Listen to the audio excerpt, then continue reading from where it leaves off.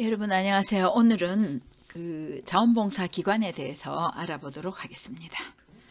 그러면 자원봉사 기관이 앞서도 얘기했지만 자원봉사자라고 하는 것은 자원봉사 기관에 반드시 소속되어서 자원봉사 활동을 벌이는 것만 자원봉사자라고 했죠. 그치? 그래서 자원봉사 기관은 자원봉사자와 자원봉사 대상자와 같이 자원봉사에서 그 삼위일체를 이루는 중요한 역할을 하는 곳이라고 볼 수가 있겠습니다. 그러면 도대체 자원봉사 기관이 뭐냐? 법리적으로 볼 때는 자원봉사 활동을 개발하고 또 그것을 장려하고 또 기관과 자원봉사자, 자원봉사 대상자 이렇게 연계하고 서로 협력하면서 사업을 수행하는데 이 수행하는 사업은 그 영리를 목적으로 하는 사업이 아니라 봉사를 목적으로 하는 사업이죠. 그죠? 그래서 그런 것들에 수행하기 위하여서 법령과 조례, 정말로 법적으로 인정받는 그런 곳에서 설치된 기관이나 법인 혹은 단체를 자원봉사기관이라고 할 수가 있겠습니다. 자원봉사기관이 필요한 이유는 앞서에서도 얘기를 했지만 현대의 많은 그 복지의 허점을 메우는 일도 있겠지만 자원봉사자들이 자원봉사를 하고 싶어 할 때 그것을 할 수 있는 그런 또 혹은 자원봉사 대상자들이 자원봉사를 받기를 원할 때 그것을 서로 연결해주는 그런 역할을 하는 곳이다. 이렇게 볼 수가 있겠습니다. 자, 자원봉사 기관의 역할을 보면 자원봉사 참여의 동기부여. 자원봉사자들이 자원봉사에 참여할 수 있도록 지속적인 동기부여를 만드는 프로그램이 있는 곳이라고 볼 수가 있죠. 두 번째로는 자원봉사 활동 희망자, 또 자원봉사를 필요로 하는 대상자 그런 것들을 모집하는 기관이라고 볼 수가 있겠습니다. 그 다음에 또 자원봉사자를 모집해서는 그냥 현장에 투입하는 것이 아니라 상담, 자원봉사자가 어떤 동기를 가지고 자원봉사를 하려고 기관을 찾아왔는지 상담하고 그 다음에 이 사람이 자원봉사자의 재원으로서 어떤 곳에 적합한지를 알아보고 그 다음 그것에 맞는 교육을 시킵니다. 작게는 1개월, 많게는 6개월까지 교육을 하고 거기에 합당한 자원봉사를 할 수 있도록 훈련을 제공하면서 그 사람에 맞는 프로그램을 실행한다고 볼 수가 있겠습니다. 또한 자원봉사자들을 대상으로 소그룹을 구성을 하는 거예요. 자원봉사가 실제로 개별적 봉사보다는 어떤 그 그룹적 봉사가 이루어지는 것이 많은 것이 자원봉사 특성에 보면 지속성이라고 있어요. 그런데 자원봉사자는 자원봉사자가 자기 직업이 아니에요. 자원봉사자 때 학생일 수도 있고 엄마일 수도 있고 뭐 간호사일 수도 있고 경제인일 수도 있고 뭐 여러 가지 자기 직업이 있고 또 직업을 포함한 자기가 소속된 많은 곳이 있죠. 그지? 그래서 자원봉사자가 실제로 굉장히 그 적극적이고 바람직한 동기부여를 가지고 자원봉사에 참여했다고 하더라도 자기가 원래 가지고 있던 소속에 대한 어떤 문제가 생기면 우선순위가 생기는 거야. 내가 만약 엄마다. 오늘 자원봉사 약속이 되어 있어. 근데 오늘 갑자기 우리 아이가 아침에 긴박할 정도로 아파. 그럼 이 자원봉사자는 봉사자로서의 순서보다 엄마로서의 순서가 먼저 되는 거야. 그럼 아이를 데리고 병원을 가야 돼요. 그러면 자기가 약속한 자원봉사를 펑크낼 수밖에 없는 거야. 그랬을 때 이 그룹으로 형성된 자원봉사자 그룹에서 그 공백을 채워줄 수 있는 거예요. 그렇게 함으로 해서 지속적인 활동을 할 수 있는 거야. 내가 오늘 좀 빠졌지만 내가 다음에 그 봉사활동을 지속시킬 수 있는 거예요. 그래서 자원봉사기관이 필요하다고 볼 수가 있습니다. 자, 그 다음에 그 자원봉사자가 지속적인 활동을 할 수 있도록 지도하거나 육성하고 또 자원봉사 프로그램을 관리하는 역할을 합니다. 또한 기금을 마련하는 데 지원을 하죠. 여러분들이 요즘 TV 광고를 많이 보면 많은 NGO 봉사기관에서 기부를 하라 하는 광고를 많이 볼 수가 있죠. 그지? 그게 바로 기금 마련을 위해서 하는 것이라고 볼 수가 있습니다. 자, 자원봉사기관의 기능을 한번 볼게요. 자원봉사기관은 자원봉사자들을 모집합니다. 모집을 하면 여러분들도 학교에서 하는 우리 학교 계명대학교 자원봉사기관이 있어요. 그 기관에 여러분들이 지원을 해야 돼. 우리 학교 자원봉사단체에서 모집을 합니다. 그러면 지원을 하죠, 봉사자가. 그러면 교육과 훈련을 해요. 봉사 가기 전에. 그 교육과 훈련을 하는 동안에 프로그램이 이미 시작되었다고 볼 수가 있는 거죠. 그지? 그래서 교육과 훈련을 통해서 직접적으로 어떤 봉사를 효율적으로 할지를 배우게 되는 거예요. 그래서 거기에 맞는 배치를 하는 거죠. 그지? 그 다음에 또 홍보와 정보를 제공합니다. 자원봉사기관이 어떤 일을 하고 있고 어떻게 사람들에게 동기를 심어주는지 그런 홍보를 하죠. 그지? 그 다음에 자기 기관에 대한 정보를 제공하고 자원봉사를 어떻게 할 수 있는지에 대한 정보도 제공을 하는 거예요.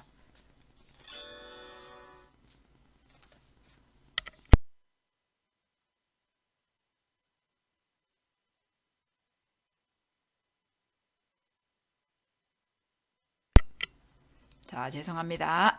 그래서 정보를 제공하고 그 다음에 자원봉사가 지속적으로 이루어질 수 있도록 인정과 보상 프로그램을 개발합니다.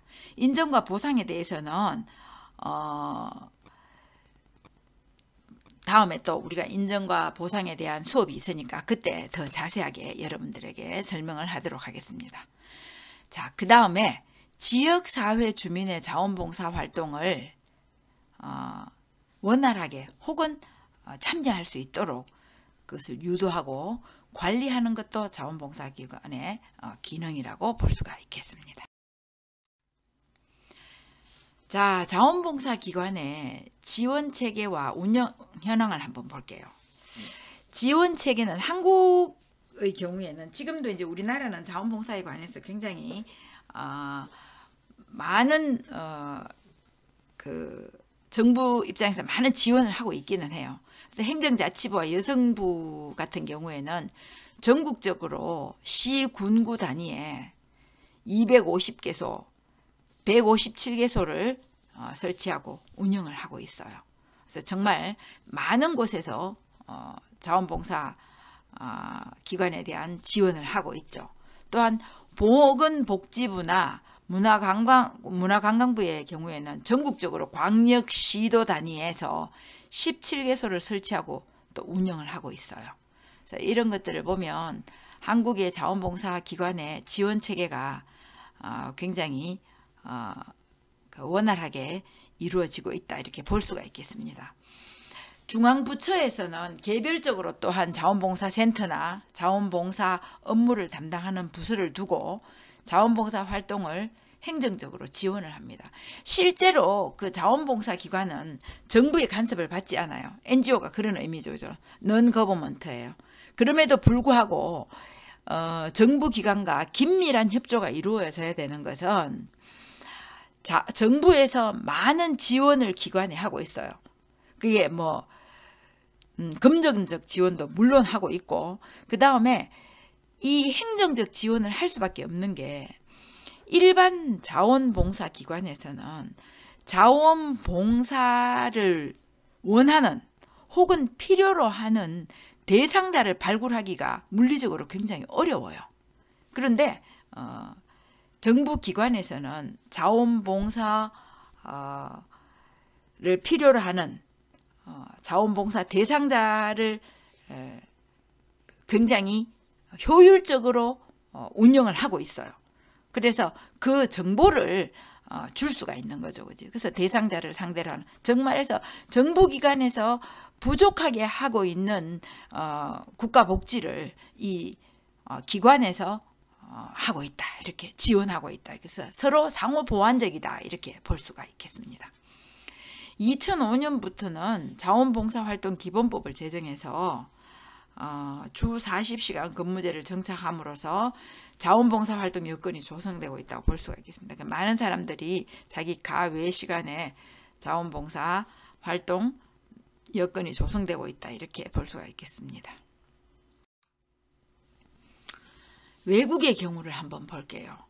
영국의 자원봉사 지원 체계는 역사적으로 지방자치단체가 발달해서 연방 내에 4개의 나라마다 각기 다른 자원봉사 체계가 구축되어 있어요. 영연방이 있죠. 그지? 지난 여름에 제가 영국을 갔다 왔는데 런던에서 기차를 타고 스코틀랜드를 갔었어요. 근데 우리는 잉글랜드와 스코틀랜드가 영국이잖아. 그냥 영연방, 그죠? 유나이티드 킹덤. 그런데 스코틀랜드는 지속적으로 독립 투표를 하고 있더라고.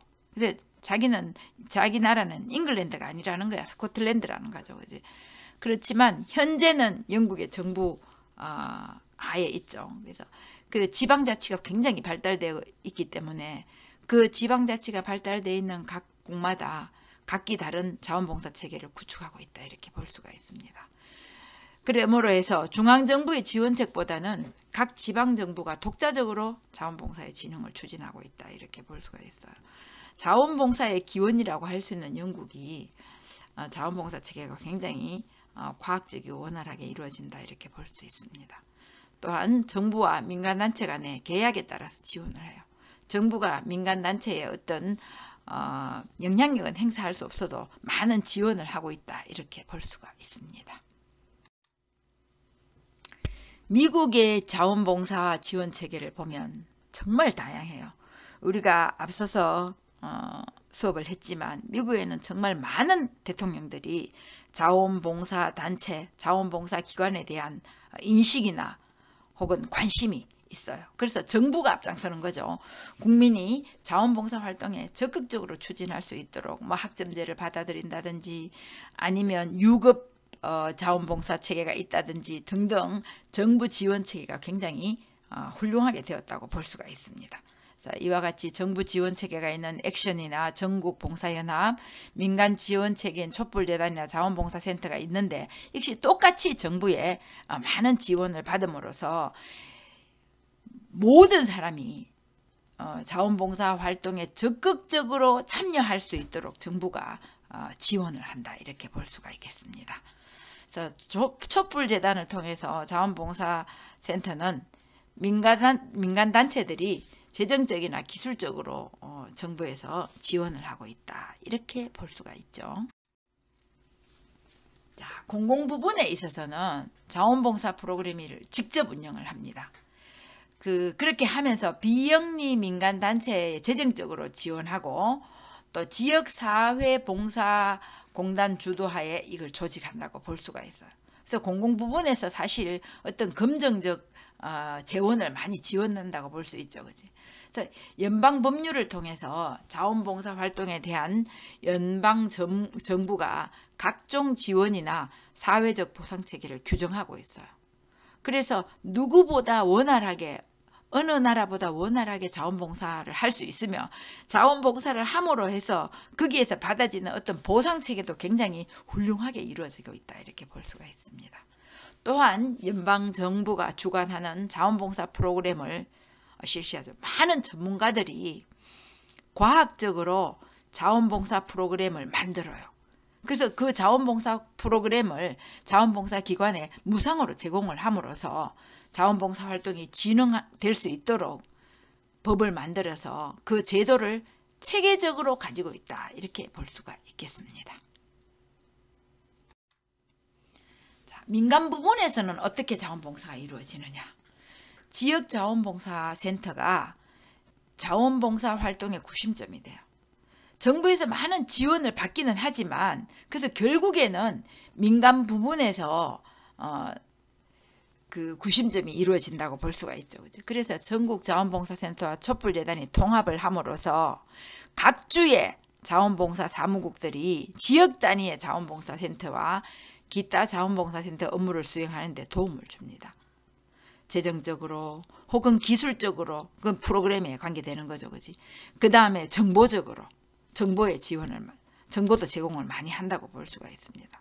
그래서 미국의 자원봉사는 굉장히 보편화되고 진입 장벽이 낮아서 누구나 자원봉사 프로그램에 참여할 수 있도록 도처의 자원봉사 프로그램에 대한 어떤 그런 프로그램이 있다 이렇게 볼 수가 있겠습니다. 뉴욕시를 제외하면 대부분의 지역 자원봉사센터들이 공동모금회의 지원을 비롯해서 자체적으로 확보한 예산으로 운영을 하고 있어요. 물론 자체적으로 확보한 예산뿐만 아니라 민간 부분에서 지원도 하고 있겠죠. 그지? 그만큼 자체적으로 예산이 확보된다는 반증이라고 볼 수가 있겠습니다. 공공부문에서 자원봉사활동 지원체계가 제도화되어 있어요. 이미. 그리고 민간에서는 단체, 학교, 기업체 등이 적극적으로 참여함으로써 민간과 공공이 서로 공통적 어떤 그런 협력을 통해서 미국 전체의 자원봉사 프로그램이 일상화되어 있고 일반화되어 있다 이렇게 볼 수 있죠. 굉장히 체계적으로 되어 있다 이렇게 볼 수가 있겠습니다. 자, 일본의 자원봉사 지원 체계를 한번 볼게요. 일본의 자원봉사는 정부에 의해서 육성돼. 뭐 우리나라도 마찬가지라고 볼 수 있죠. 왜? 일본 국민뿐만 아니라 동양에 있는 많은 아시아 국가들은 자원봉사에 대한 어떤 인식이 굉장히 낮았어요. 실제적으로 자원봉사의 어떤 그 개념이 없었다고 볼 수가 있죠. 그래서 현대에 들어와서 자원봉사 개념이 생겨서 자원봉사에 대한 어떤 그 역사가 굉장히 짧다고 볼 수 있어요. 그래서 정부에 의해서 육성이 되었다고 볼 수가 있는 거죠. 왜냐하면 국민을 계도하고 또 국민을 교육하고 하는 와중에서 모든 사회 구성원의 사회적 책임을 공유한다는 것을 정부에서 이걸 국민들의 의식에 심어주는 그런 교육을 했다고 볼 수가 있어요. 그래서 일본의 자원봉사 지원은 공공적 성격이 굉장히 커요. 그래서 볼런티어 센터라는 게 있는데 이게 굉장히 공적인 자원봉사 지원 체계였었는데 나중에 오사카 볼런티어 협회라고 순수 민간의 성격을 가지고 있는 자원봉사 기관이 생겼어요. 일본에서 굉장히 그 큰 천재지변을 겪으면서 우리나라도 물론 그랬었어요. 국가적인 행사를 통해서 자원봉사에 대한 인식이 생겨났죠. 그치? 그래서 민간 성격의 자원봉사협회가 생겼다고 볼 수가 있습니다. 사회복지협의회의 구조, 즉 자원봉사 조직을 이제 갖추기 시작하면서 사회복지협의회 조직에 자원봉사 조직을 심는 방식, 즉 말해서 공공의 어떤 그 공공 성격의 자원봉사 지원 체계에다가 민간의 자원봉사 조직을 심는 방식으로 자원봉사의 지원 체계를 넓혀 나가면서 이것이 서로의 독립적인 어떤 형태로 운영되고 있긴 하지만 서로 긴밀한 협조를 통해서 더 체계적이고 효율적인 자원봉사 활동이 되도록 만든다 이렇게 볼 수가 있겠습니다.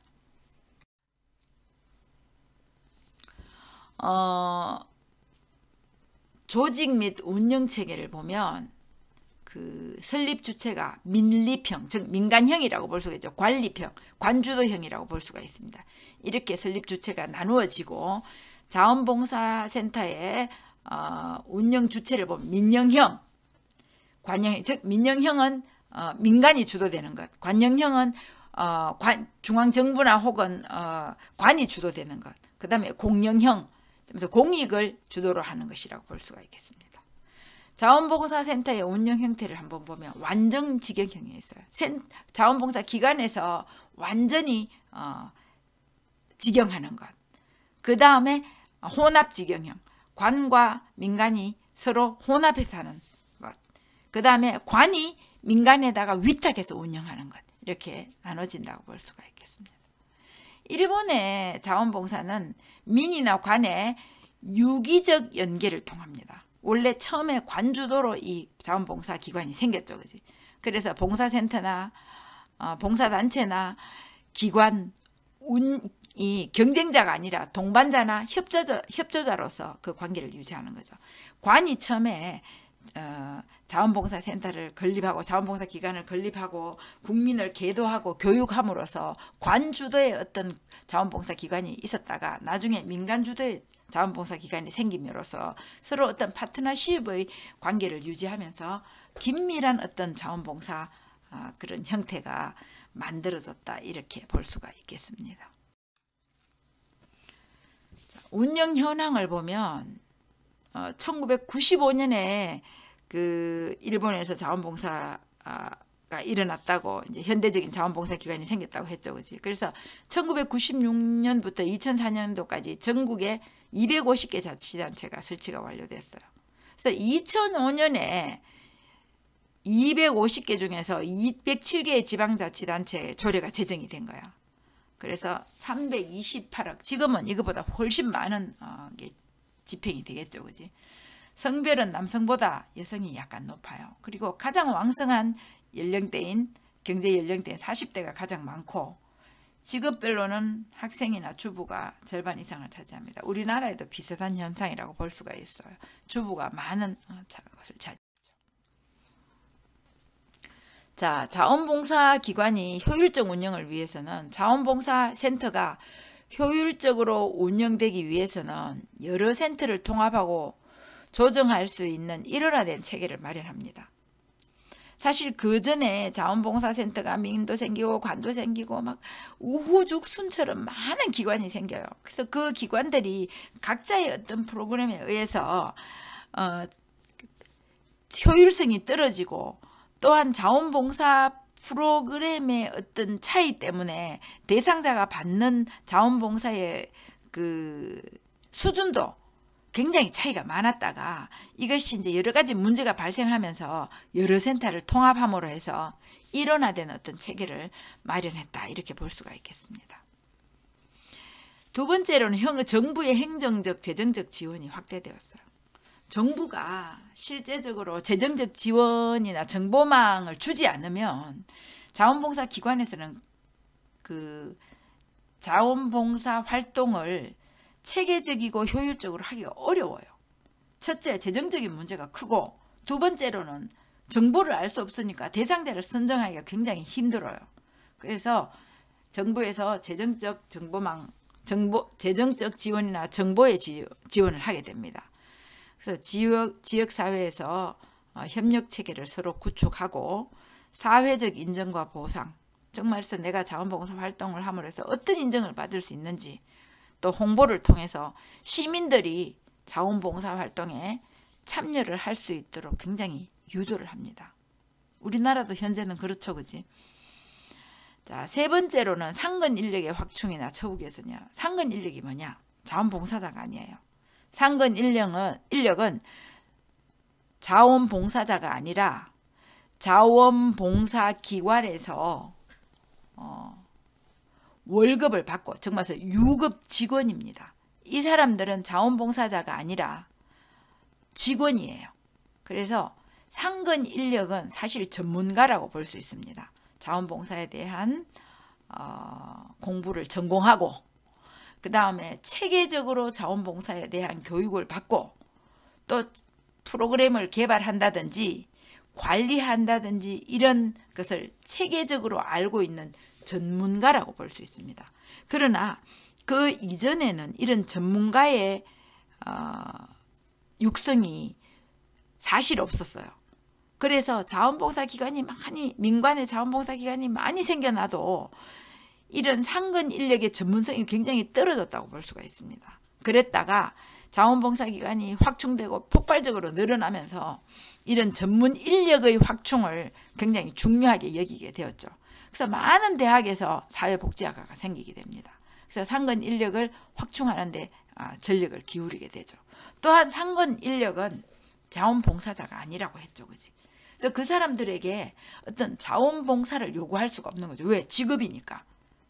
그래서 자원봉사자들이 아니기 때문에 자원봉사기관에 근무를 하는 유급 직원들에 대한 처우를 개선함으로 해서 유능한 인력들이 자원봉사기관에 유입될 수 있도록 노력을 했던 거죠. 그래서 민이나 관이 파트너십을 통해서 자원봉사센터에 근무하는 상근 인력에 대한 적정 수준의 환경을 제공함으로 해서 유능한 인력들이 자원봉사기관으로 유입될 수 있도록 했다, 이렇게 볼 수가 있겠습니다. 자, 세 번째로는 자원봉사기관의 활성화 방안을 한번 보도록 하겠습니다. 자, 그 자원봉사기관의 활성화 방안의 네 번째는 바로 창의적인 인정, 보상체계의 마련이라고 볼 수가 있습니다. 자원봉사자들에게 동기부여를 지속적으로 제공해야 돼. 그래야지 어떻게? 자원봉사를 계속해서 합니다. 자원봉사의 특성 중에서 지속성이 굉장히 중요하다고 했죠. 나는 일회성으로 봉사하고 없어져도 대상자는 지속적으로 자원봉사를 필요로 하는 사람들이에요.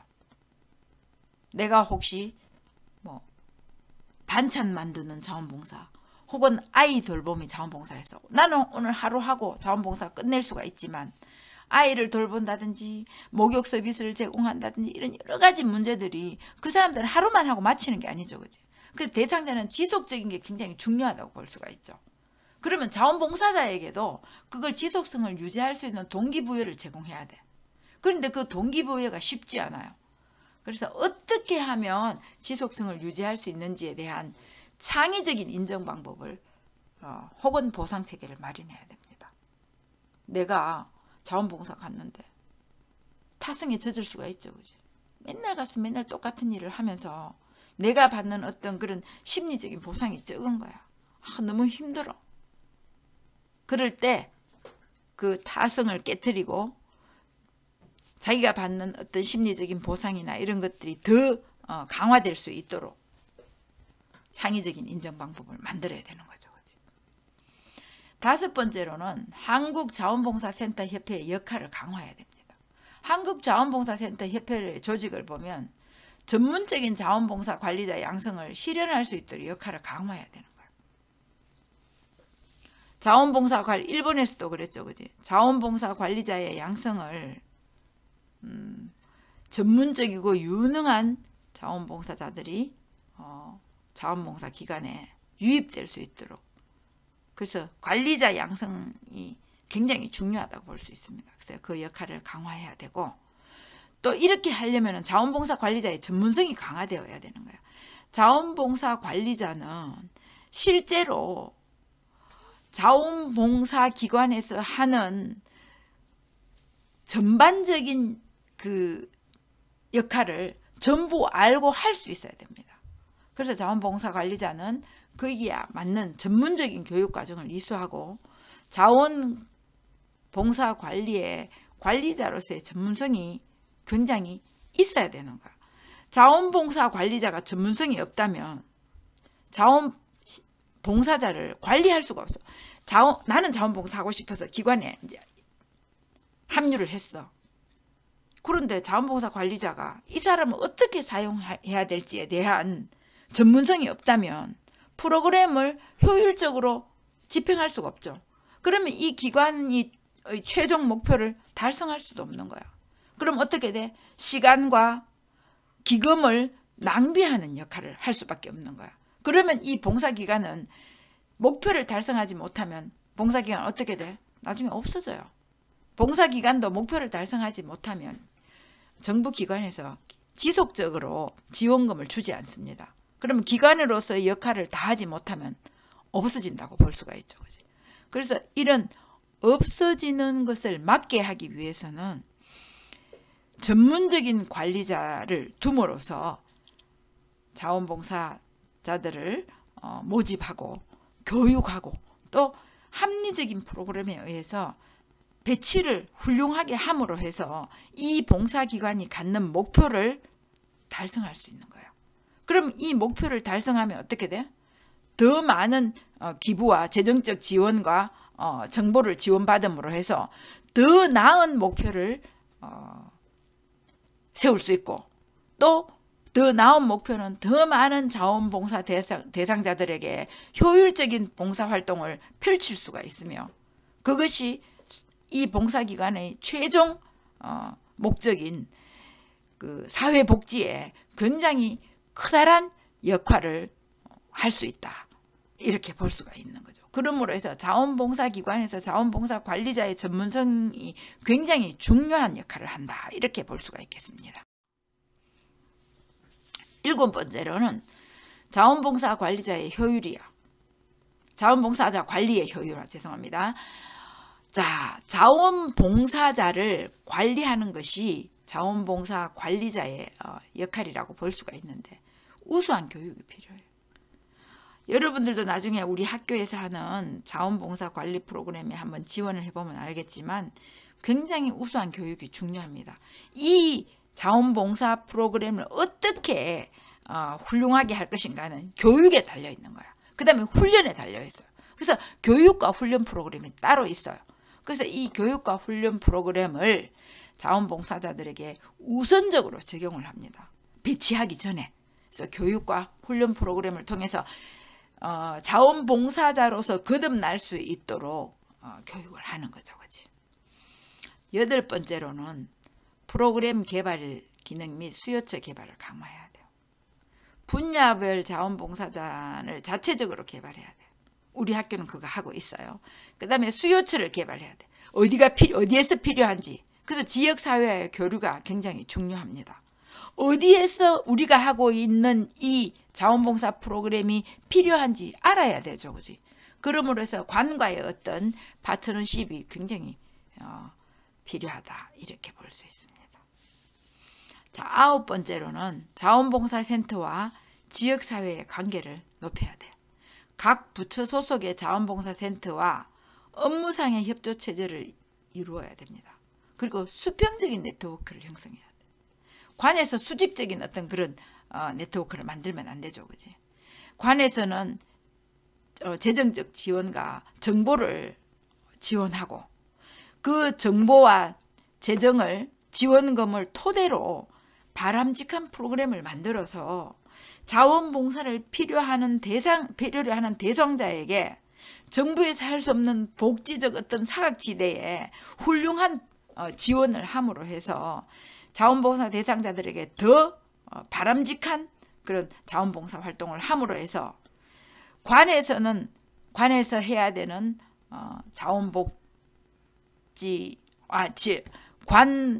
관에서 해야 되는 국가 복지의 어떤 문제를 완성시킬 수 있고 자원봉사 기관에서는 자원봉사의 원래 목표를 달성할 수 있는 그런 수평적 네트워크가 굉장히 중요하다 이렇게 볼 수가 있겠습니다.